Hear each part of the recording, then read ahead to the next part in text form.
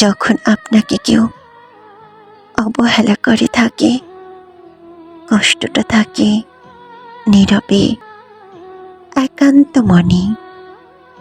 এর চেয়েও ঢের বেশি কষ্ট হয় যখন যন্ত্রণাটাকে লুকিয়ে রেখে অভিনয় করতে হয়, হাসতে হয়, গাইতে হয়, যেন সুখের প্রাচুর্য উপচে পড়ছে আপনার জীবন সীমান্তরে।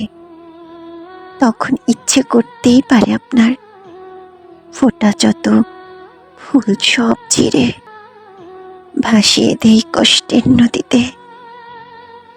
পৃথিবীর সবকিছু ওলট পালট করে দিতে, কিন্তু পারেন না। কেন পারেন না?